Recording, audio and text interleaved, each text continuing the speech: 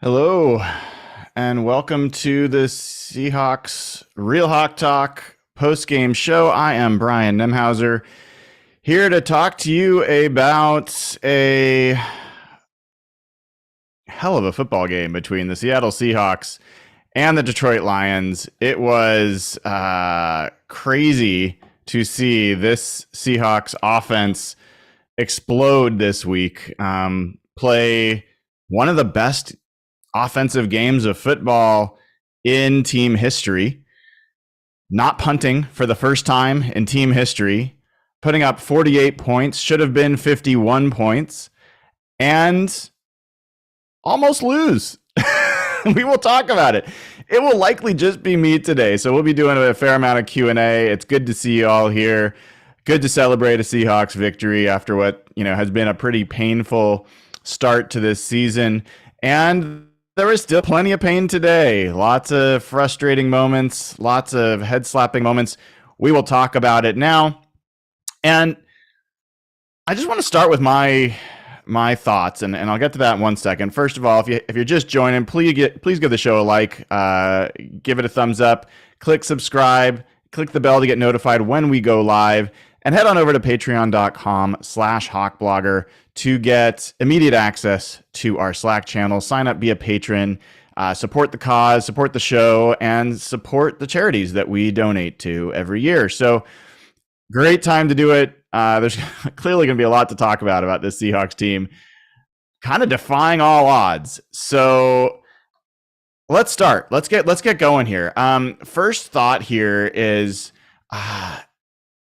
the guy that honestly I really thought would be maybe the least interesting part of this team has become maybe the most interesting. Geno Smith. This guy was not just considered mediocre. He was not just considered a backup. He was considered by most to be a bad quarterback, and by many considered to be the worst starter in the entire NFL this season. And he has been anything but that.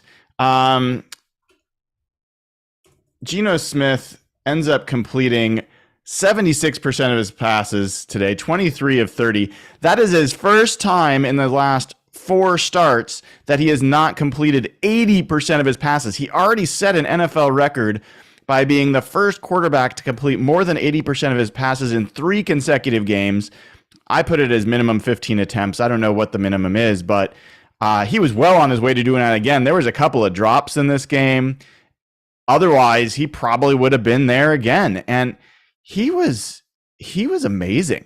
He was, again, remarkable at the line of scrimmage, pre-snap, diagnosing what's going on the field, giving his team the best chance to make the great plays. And it wasn't just the throws, which were on point, and it wasn't just the fact that this guy was making clutch third down conversions or performing in the red zone or making short passes, throwing on the run, throwing long.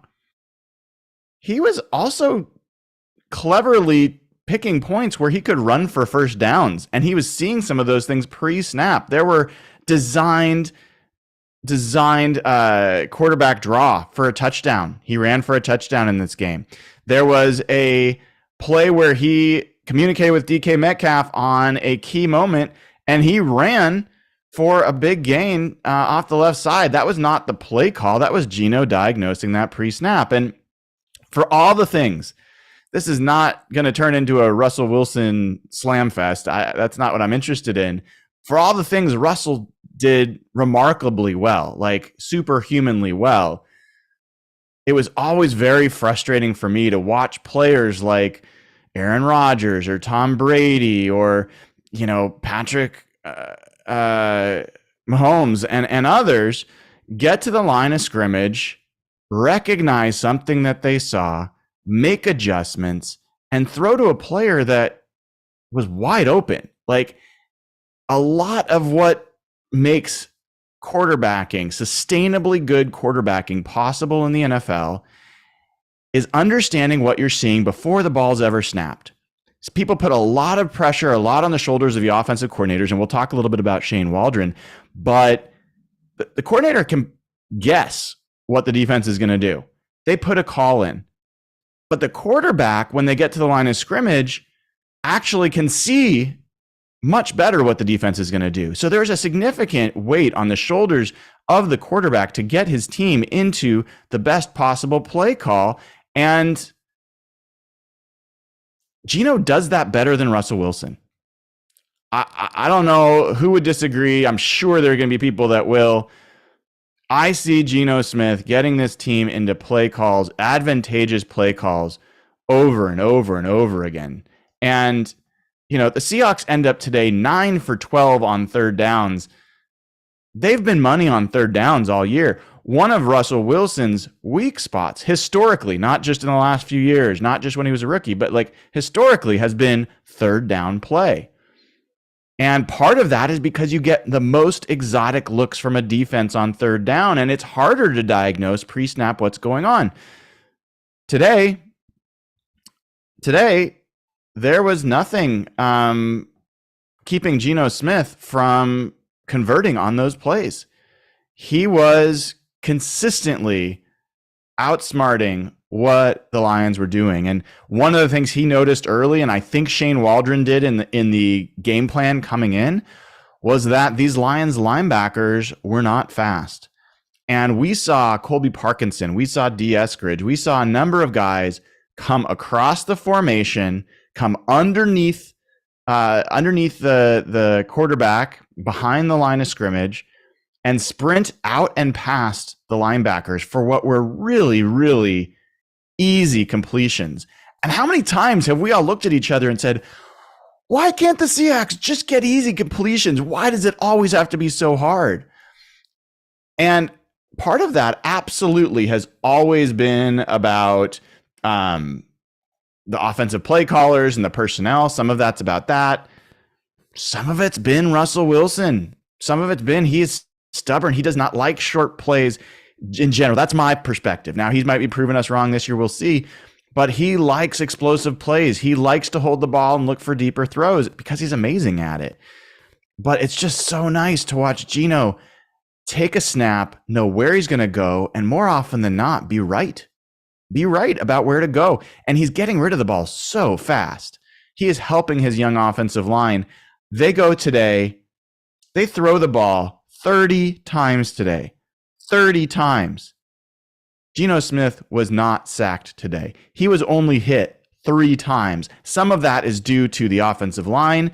Some of that is due to play calling. And some of that is due to Geno Smith. So really, really almost perfect game for Geno Smith. His final line, let's go over it real quick. 23 for 30. 320 yards passing. 10.7 yards per attempt. Don't tell me this guy just throws the ball short. That has not been true the last 2 weeks. 2 touchdowns passing, 0 interceptions, 0 sacks, 132.6 passer rating, and 7 carries for 49 more yards, 7 yards a carry, and a touchdown. That is Geno Smith putting up nearly 400 yards of offense by himself. So, At some point, Geno Smith is not a game manager because let's be honest. I mean, the Seahawks have a rookie offensive line. They've got a lot of things that they're still figuring out. He's got a defense that is as bad or worse than any one that Russell Wilson ever had. So unless Russell Wilson was a game manager when he was pulling out victories and putting up big numbers when his defense was giving up a bunch, then neither is Geno Smith. So I see a comment in here about that he played against a terrible Lions defense. Sure. Yeah, he did. The Lions defense is awful. That doesn't mean you put up 48 points. How many points does he have to put up to get credit? How many other teams have played the Lions this year, and how many of them have put up 48 points and almost 600 yards of offense? So don't diminish what what Geno Smith did today. Don't diminish it. It was amazing football. And frankly, he did that in the first half against the Broncos defense, which is considered to be pretty darn good. Didn't do it as much in the second half. I think a lot of that was non-adjustment from Waldron. And then he did it against the Falcons and he did it against the Lions. Neither of them have a good defense. But the Vikings, 3-1, considered a pretty good offense. They put up 28 points, and they only got that last set of points on the last drive of the game. The Eagles, Super Bowl contenders, right? Everyone's huge on the Eagles. They put up 38 points and 386 yards. So do not tell me that Geno Smith, because he played the Lions, doesn't get credit for leading an offense that puts up 550 yards and what should have been 51 points. So that's ludicrous, and I really just don't want to hear about it. So I'm going to continue going on about other things that stood out to me. I know that people are pissed about the defense. We will talk about the defense. I promise you that. I promise you. But I'm not going to get on first thing after the Seahawks win this game and rag on them. That's not where I'm starting. Like, nobody picked the Seahawks to win this game except for yours truly. I picked them this week in our podcast on Wednesday. I was the only one on the crew that did. I will say I am now a perfect 4 for 4 in picking the Seahawks this year. I've picked both wins and I've picked both losses. And I believe that this was a really encouraging game for the Seahawks. Almost any way you spin it. Yes, we will talk about that defense. But they still won. They won this game. And they had a number of chances on offense to not withstand the charge from Detroit and to basically wilt and say, yeah, God, defense, you just are so bad, we can't do it. Time after time after time, the offense just kept scoring, just kept converting. And it wasn't just Geno Smith. Let's talk about the rest of the offense. Rashad Penny. How many of us, raise your hand if you have been waiting to see this game where Rashad Penny looked like the Rashad Penny of the last part of the season last year.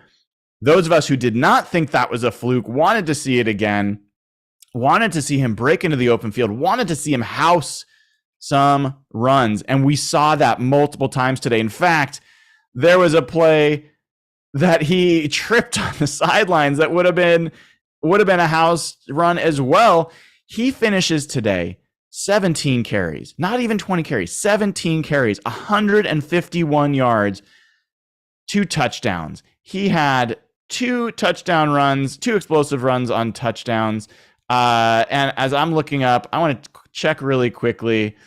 I believe this might not be his career high, but it's close. Yes, he had a 190-yard game and a 170-yard game to finish last year. But this is a game, this may be the first time in his career. Let's double check. I'm going to look through a few. Give me a second. Hold on. Okay. This is his career high for games where he's carried the ball at least 15 times in average per carry. He averaged 8.9 yards per carry in this game. Double checking that. Yes. So just continues to be an explosive runner, and it's just great to see. Like, I think that it was also great to see the offensive line finally sealing off some blocks and giving him the cutbacks. And give credit to Shane Waldron. It was not just the players. That 3rd down and 14, very fortunate for Seattle that initial play was called a non-play. Sucks for the Lions fans. I get it. I'd be frustrated too. But it happened. It was real. And then you had 3rd and 14. All you had to do was stop him there. Shane Waldron calls a draw play. How many of you have seen Mike Holmgren or Pete Carroll's teams call a draw play on 3rd and long and be so frustrated because they're just giving up.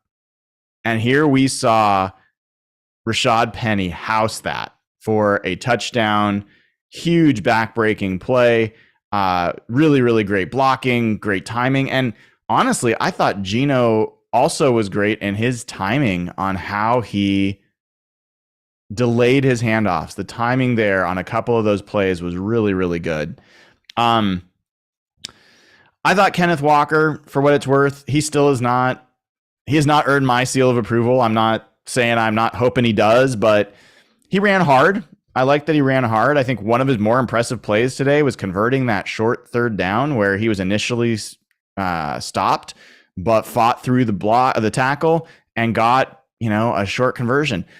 That's a play, honestly, I don't think Rashad Penny makes. Rashad Penny is not wonderfully skilled on short yardage, running straight into the line kind of plays where everybody knows it's going to be a run. Obviously, he had the big run right in the middle that I just talked about, but I'm talking about goal line, short yardage. He's not a power back in that way, even though he's a big dude. So it was nice to see Kenneth Walker convert that, but in general, still not seeing Kenneth Walker being the next great thing. He looks like a totally serviceable back. I'm looking to see him break out. We'll see what happens there. Next place we got to go is DK Metcalf. That guy looked like we all wanted DK Metcalf to look today. 7 catches, 149 yards, 21 yards per catch. That's 7 catches and 10 targets. And it was so much more efficient than what we've seen. There's been a little bit of forcing happening with Geno to DK. Today, they just looked like an elite pair. Throwing and catching. DK had my favorite catch from Metcalf was along the sideline where he had his arm extended and was hand fighting. I think it was with Okudah, but I'm not positive. And he makes basically a one-handed catch with his left hand. That was a professional catch. So just loved seeing what we saw from DK Metcalf. He didn't even have a touchdown today, but really, really played well. He paired with Tyler Lockett, who had 6 catches and 8 targets. Tyler had 91 yards, also didn't have a touchdown. Where did all the touchdowns come from? Well, some of them came from the running game. 3 of them came from the running game. 2 for Rashad Penny, 1 for Geno Smith. Where did the others come from? The tight ends, boys and girls. We again are seeing Will Dissly. He had a tight end. He had a touchdown today. Noah Fant had a touchdown today. That was kind of nice of Geno. He could have had his second rushing touchdown, but he chose to throw it to his tight end. That was Noah Fant's only catch today. The tight ends were good again today. Dissly, 4 catches, 4 targets. Parkinson, 2 catches and 3 targets, and would have had another if not for a really nice play by Harris on the Lions defense, batting down a pass from Geno that was headed for another solid gain to Parkinson. And then Noah Fant. So 1 catch, 1 target. So that's 7 catches in 8 targets and should have been 8 for 8. So we're seeing an offense that is utilizing the tight ends in a way that just has not happened for years. And some of that credit goes to Shane Waldron. Some of that credit goes to Geno Smith. And some of it goes to the tight ends. But I'm not seeing the tight ends make a ton of plays that we haven't seen other tight ends capable of making in this team before. So for me, a lot of this goes to throws that Geno's willing to make and game plans that Shane Waldron is drawing up. So teams cannot just zero in on DK Metcalf and Tyler Lockett. Can't do it. I mean, I still would make that my priority because you'd rather get beat by Will Dissly and Colby Parkinson and Noah Fant than you would those two. But they're struggling. Teams are struggling to then keep the Seahawks offense from being able to continue to operate with some of these other players. And it ends up that 8 different receivers catch a pass today. That is something we've seen from Geno in this offense so far this year, a good distribution. So the running backs so far have not been a huge part of the passing game, but really, really nice to see the evolution of the tight ends on this team and in the offense. So those were like, and then, oh my God, I can't believe I almost forgot to mention this. Offensive line. This is the number one thing that matters for the Seahawks this season. Doesn't mean nothing else matters, but it's the number one thing that matters. And we saw Charles Cross, Abe Lucas, once again, playing a pretty clean game. I think there's some plays they like back. There's some probably penalties, that kind of stuff. But these are rookies playing in what was their second road game in the NFL in their career in a loud stadium. We had like one false start? That's pretty good. I think we had maybe one holding penalty. I'm not sure. I could be wrong in terms of the tackles. But in general, this is a team this is a line that gave up just 3 hits and no sacks. So I'm just tickled. I am tickled by the play of the offensive tackles, and I just really, really am encouraged by what that means. So now let's talk about the rest of the game. Let's talk about some of the other parts of this game. Some of it will be good, some of it will be bad.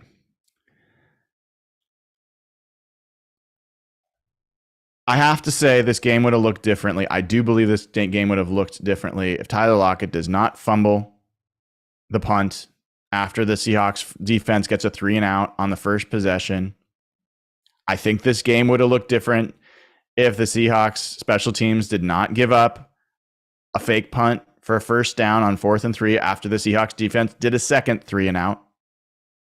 So people can disagree or feel however you want. I think this game goes differently if those two situations on the first 2 possessions of the Lions go differently. So I saw a defense that came out and for the first quarter was meaningfully better. Does not mean it was a good defense, but they were filling their gaps. The tackling was much better. There was even a little bit of pressure. So yes, we will talk about everything that happened after, but there was progress there because I haven't seen what I saw in that quarter in other situations. So that was something I will just call out. But then, there are 2 players especially for this team. 2 players especially that are just killing this team. And some of it I'm like shocked. I don't get why there are people. I guess maybe that they had priors that they're trying to protect. I don't know. But Cody Barton's not a good football player. There is no way this guy is a starter and never will be a starter. He is, not only is he a bad tackler, but, I had a conversation with someone on Twitter who's like, hey, well, on that play on the goal line, you can't expect him to be anticipating Jared Goff keeping it on 4th down. Well, do you anticipate every play that's happening? Like, there's a reason that Madden football has a score for awareness on defenders. And Cody Barton's awareness was like 0 today. He got completely fooled on that touchdown. He, in coverage, gave up what was a 2nd and 23 deep in the Lions territory. He, for some reason, got sucked up to the first level to defend a play. When you have 2nd and 23, you always want to keep them in front of you. So I just don't get what his thinking was there. That was a crucial mistake that bailed the Lions out of what was a really bad situation. Gives up, after the team had done, a lot to stop things from happening, he gives up a touchdown to Jared Goff. Or was that a 2-point conversion? I think it was a 2-point conversion. Any event, it was bad. And then that play along the sidelines. Come on. All you have to do is push the guy, follow him out of bounds. And yes, he was being engaged by Jamal Williams, but he had plenty of freedom to just get Hawkinson out of bounds. He made a lazy play. He he just tried to shove him, and Hawkinson was like, no, you're not strong enough to shove me anyway, and I'm just going to keep going. I mean, these are backbreaking plays, and these were compounding mistakes. So one of the things you're seeing with the Seahawks defense is it's not just one player making a mistake on a play. It's multiple players, and often it's the same two guys. On that same Hawkinson play, who missed the first tackle? Josh Jones. Josh Jones in the open field has proven regularly this year he is not a good tackler. His play in that particular one, I had less of a problem with. It would have been a really nice tackle, but it was going to be tough. Bigger dude, having to chase him down, didn't take a good angle, missed tackle, no doubt about it, but a hard play to make. The Cody Barton missed tackle, like, awful, like unforgivably awful. And so I've talked about it all offseason. I talked about it last year. I do not understand why the Seahawks did not prioritize any competition whatsoever for inside linebacker. Who do they replace Cody Barton with at this point? Tell me. Like, who do they put in? They don't have any real options. Now, if John Radigan was healthy, I think I'd be excited about seeing Radigan play. At least he's a good tackler. I mean, Nick Bellore. I don't want to see Nick Bellore playing. Nick Bellore almost lost this game on the onside kick. He is not a hands guy. I don't know what he was doing thinking that he should go out there and try to catch a spinning ball before it went 10 yards. So there are veterans available. I'd like to see him go get one. Similarly at safety, I don't want to hear about Josh Jones. Ryan Neal, he played better today than some of what we've seen from Josh Jones. He's not the answer, folks. He's not going to like all of a sudden solve everything. I would like to see, Landon Collins. Like, people could say, oh, these guys have similar problems and they make, so what? It's different.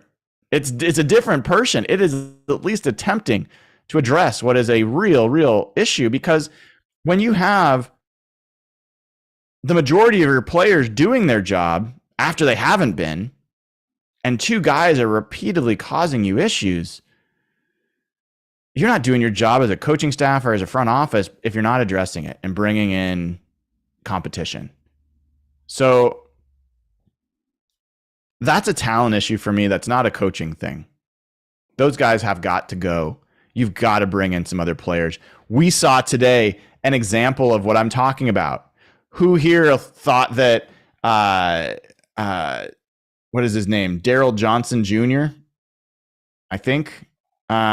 Anyway, he started for Darrell Taylor today. Does anyone think before the season that he's more talented than Darrell Taylor? No. Did he actually help the Seahawks look better defending the run and defending the edge today than Darrell Taylor? Yeah. And did things go downhill when Darrell Taylor had to come in? Yeah, they did. So I'm just pointing out, it doesn't have to be some superstar guy. Sometimes different is better. And when you've got really bad, different is often better. So maybe they'd make different mistakes. Maybe they'd still be bad, but they make different mistakes. And maybe their different mistakes, their weaknesses would be more covered up by other talent that the Seahawks do have. But in general, the Seahawks defense just doesn't look that talented. It looks like it's just missing playmakers everywhere. With some notable exceptions. I think the play by Tariq Woolen today, let's talk about that. Opening up the second half, cuts underneath, closes the gap with TJ Hawkinson, picks off the ball, takes it, houses it. That was to give you some idea of the lack of explosiveness and the lack of athleticism and the lack of talent we've seen on the Seahawks defense for years now.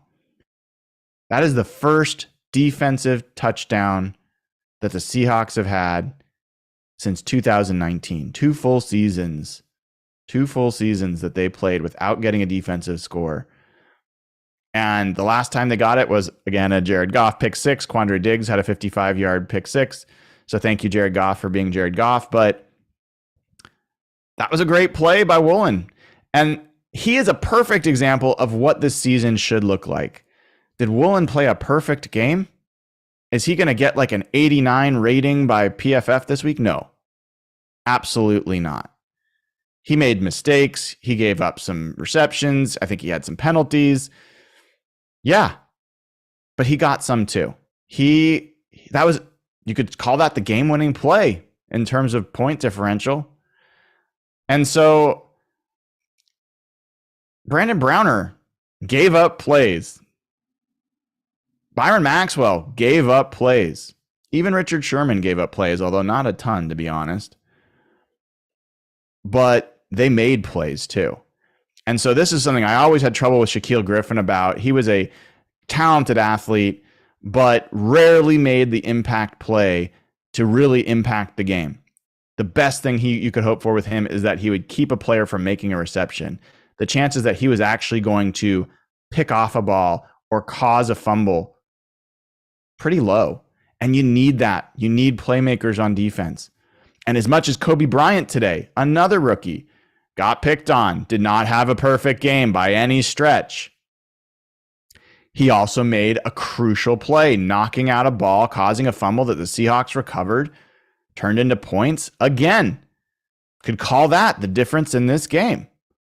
So that's why I'm not expecting a lot from the Seahawks this year. They've got guys that are young and developing. There's going to be games where Charles Cross or Abe Lucas maybe look like rookies, or, whoever else. Boye Mafe, I thought today played pretty well. He had some bad plays as well, but I thought had some good ones. So I want those guys on the field. I want them learning. And it was just nice to see, I can handle some bad plays by young players if we also see some good plays and some promise. So that was great. I see people in chat talking about Josh Jones dropping that interception. 100%. I mean, late in the game, Jared Goff makes an idiotic decision, could have easily run for a first down on 3rd and 9, decides to chuck it downfield into triple coverage, underthrows it. It lands in Josh Jones's belly. Doink. Drops it. I mean, it's one thing if you're going to be a fast cover safety who sucks at tackling, but then make an easy 500 catch. That was Jared Goff called 500 when he threw that up. It was an easy one. And all Josh Jones had to do is put his hands around it, let it hit his stomach, fall to the ground. He didn't do that. So, yeah, I think those were some of the things that stood out to me. I thought that there was some I know people are going to just be upset about it, and that's totally fine. I thought the run defense was better. They definitely gave up some explosive plays. I'd call it 2 explosive plays, maybe 3, and that's too many. I'm not saying that's great, but I saw better gap integrity. I saw the Lions having to work for more yardage, definitely than the Vikings did on the ground. And I saw fewer just wide open holes that people were running through. So progress, and whether you want to believe it or not, the Lions have been a pretty productive offense this year. Number 2 in the NFL in scoring. Yes, they were missing players. They've been productive. So anyway, I saw a little bit of progress there. Certainly not enough to be excited about, but I can't tell you when I think that they're awful and then not tell you when I see things that are better. That's just not how I'm going to do it. So I did see things that were a little bit better there, and we'll see if they can do it next week against a Saints offense that is actually not very good. So interestingly, you look up at the standings right now, not that any Seahawks, I do not recommend this for any Seahawks fan to do this, but if you look at the standings, the Seahawks, depending on what happens if the 49ers do what they always do, which is beat the Rams, Seahawks are going to be tied for first place. through 4 weeks. I mean, that is not what I expected. So, yeah, I mean, if you have a team with an offense that is playing like this, they're going to be competitive. And their worst game this year, when they lost 27-7 to the 49ers, I don't know. I think that game was closer than the final score showed, and I think that this team might play that game differently if they had to do it over again. So, yeah, the Seahawks, I think this week looked like a team that could start figuring things out and maybe win 7 games. I don't think that's out of the question. The team we saw last week, which was a good offense and an awful defense with nothing redeeming at all, looked like a team that could lose every other game the rest of the year to any team. I don't think we know what this team is yet. And as much as we're aggravated and, it's eye of the beholder, they're 2-2. The offense has been great. The defense has been awful. You can't tell me that this team has no chance to win more games this year.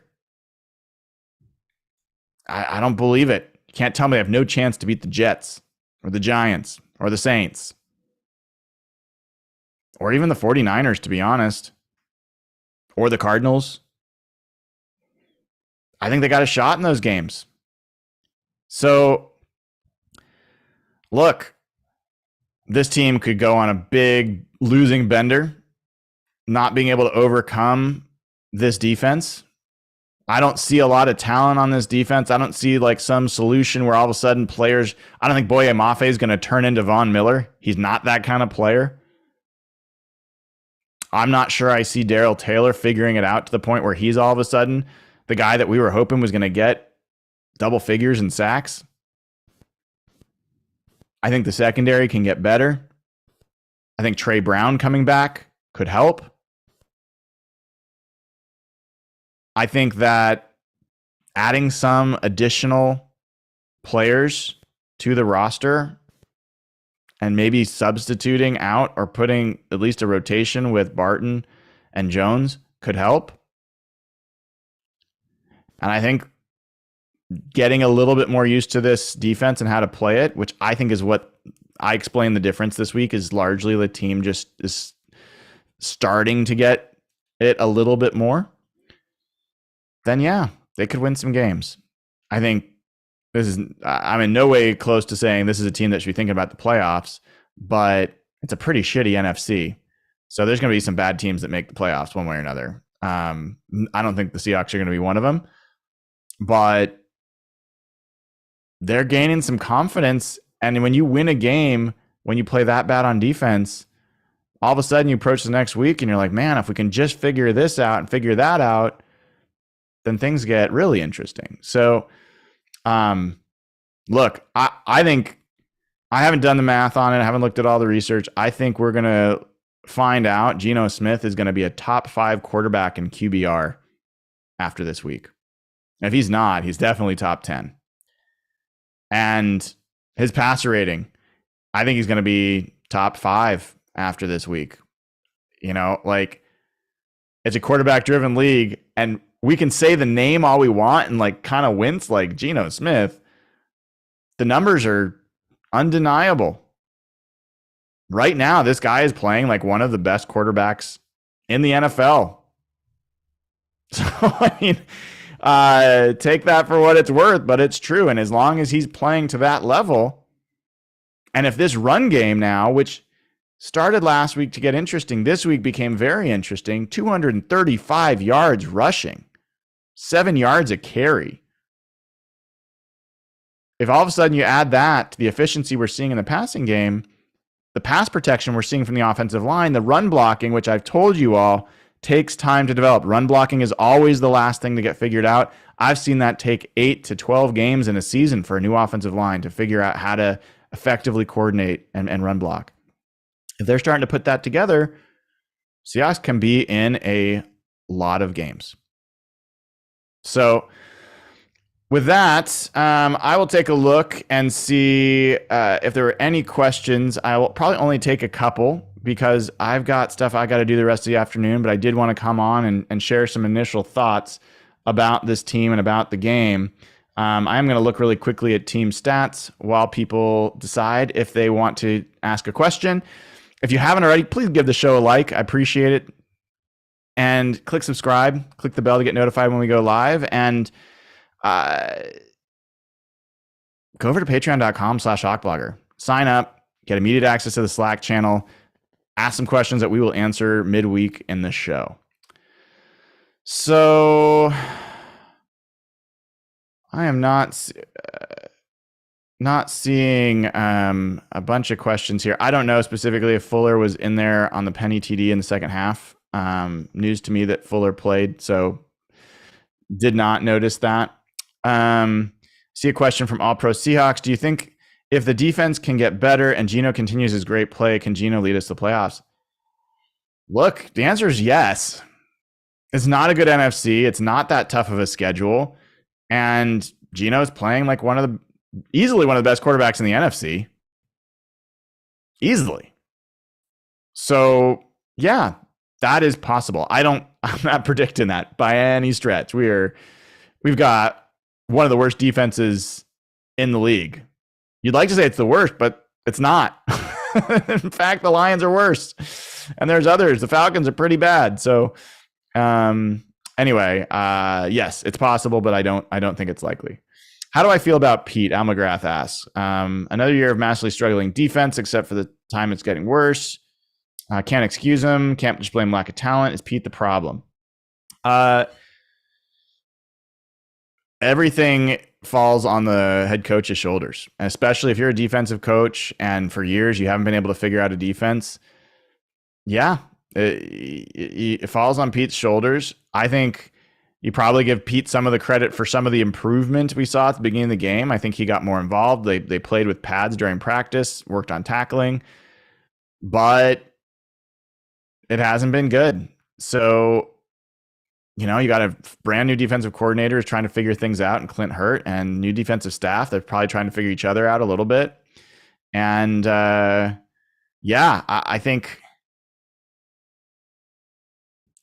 if it really depends on how things progress. It's hard for me to really judge Pete so much on right now.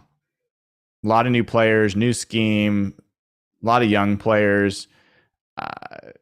It might just take a little while, and we'll see what happens as things go on. Really good question from NBA LM. Do I have an opinion on DK's poop? I do not have an opinion on DK's needing to go to the bathroom during the game. I do have an opinion on please don't stop our hearts by taking a cart next time. You are like the fastest human on the planet. Just get there with your legs and let us chill out. That was a little too much for my heart there. Good question from Jack here. Will we need to pay Geno next year? Well, that's going to be an interesting question. We'll talk about that on Real Hawk Talk on Wednesday for sure. Geno's going to command a salary. If he plays like this the rest of the year, he's going to command multi-year deal, big bucks. I don't want you to sign him. I'm telling you right now, I don't think you build your next Super Bowl contender with a veteran contract. I want a rookie contract. I would be fine signing him to, I would even be fine franchise tagging him. Crazy as that sounds. Pay him a shit ton for 1 year. You're going to have the cap room anyway. Draft a rookie. Still let that guy develop. But, I do not want to get locked in to say we are all in on Geno Smith, even as well as he's playing. That's not what I want. I think even if he continues to play this well in future years, you've just shortened your window. You have to win within, a few years before he starts getting pretty old. So wouldn't be my first choice. But the other thing is if you let him walk and he signs with another team, you're going to get a pretty hefty comp pick. You'll get a third round comp pick. So those two things combined make me comfortable with him potentially taking a walk. Yeah, looking through here. Yeah, just a really big game for the Seahawks. All right, I'm going to take one more question here. 2010 Seahawks vibes, a little bit. You know, the Colin Cole defense, that was all over the place. You know, I think Marcus Trufant, is he still on that team? I believe he was. Yes, he was. Like, that was a pretty bad defense, and the offense was not so great either. And they just managed to get in, win the division with a 7-9 record. NFC West is looking not so great this year. I don't think it's 7-9 is going to get it, or 7-10. But is it possible that 10 wins could win this division this year? It's possible. I don't think the Rams look great. I don't believe in the 49ers. So we'll see. We'll see. All right, everybody. It has been a lot of fun to see you all. I really appreciate you coming over. Please give the show a like. Really appreciate it. Click subscribe, get notified when we go live, and go over to patreon.com/hawkblogger and enjoy the rest of your Sunday. Go Mariners, go Seahawks. Let's have some fun. Take care.